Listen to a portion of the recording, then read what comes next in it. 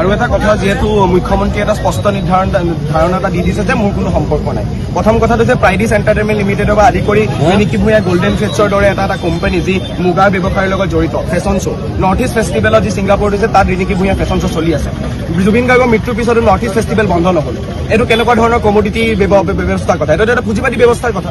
Comrade Zubeen দাই যেতিয়া কৈছিল যে সাধাৰণভাৱে যেতিয়া তেওঁ কৈছিল যে মানুহৰ কথা চিন্তা কৰিব লাগে, যদি মৃত্যুৰ পিছত নৰ্থ ইষ্ট ফেষ্টিভেল তেওঁলোকে চলাই আছে, ৰিনিকি ভূঞা ফেশ্বন শ্ব' তাত চলি থাকিব পাৰে, তেন্তে মই বুকুত ডাঠ কৰি ক'ম তেন্তে প্ৰাইডিছ এণ্টাৰটেইনমেণ্ট লিমিটেডৰ লগত চামকানু মহন্তৰ যি ট্ৰাষ্ট আছে, কালচাৰেল ট্ৰাষ্ট আছে, তাৰ তদন্ত হওক, সকলো তদন্ত হওক, তেওঁলোকৰ কলা বগা টকাৰ তদন্ত হওক, আচলতে কি তেওঁলোকৰ লগত সম্পৰ্ক আছে সেইসমূহ তদন্ত হওক। স্পষ্টভাৱে আমি কৈছো আমি এটা সাধাৰণ ছাত্ৰ ছাত্ৰী, কিন্তু আজি পৰহি যদি আমি সঁচা কথা কোৱাৰ বাবে কাইলৈ যদি জেললৈ লৈ যায় আমি যাবলৈ সাজু আছো। কিন্তু ৰিনিকি ভূঞাৰ যি গল্ডেন ফেটছ অফ ইণ্ডিয়া বা এই গল্ডেন ফেটছ যি মুগাৰ যি পুঁজিবাদী ব্যৱসায়, সেই ব্যৱসায়ৰ লগত চামকানু মহন্তৰ বহুত এটা দীঘলীয়া সম্পৰ্ক আছে। আৰু তেওঁলোকে যদি ফেশ্বন শ্ব' আজি নৰ্থ ইষ্ট ফেষ্টিভেলত ইমান দিনে কৰি আছে বা প্ৰতিটো ফেষ্টিভেলে ৰিনিকি ভূঞাক আমি দেখিবলৈ পাওঁ, তেনে কি যুক্তিত হিমন্ত বিশ্ব শৰ্মাই ক'ব পাৰে যে তাত তেওঁলোকৰ কোনো সম্পৰ্কতা নাই?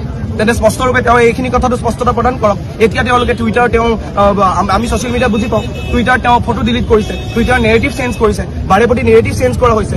নেৰেটিভ যেতিয়া চেঞ্জ হৈ আছে, বিজেপিৰ IT চেলে যেতিয়া বাৰে প্ৰতি নেৰেটিভ চেঞ্জ কৰিছে, আমি যেনজিয়ে জানো যে আমি কি কৰিব লাগে, আমি জানো যে নেৰেটিভ তেওঁলোকে চেঞ্জ কৰি আছে। ছচিয়েল মিডিয়া আমাৰ শক্তি হয়।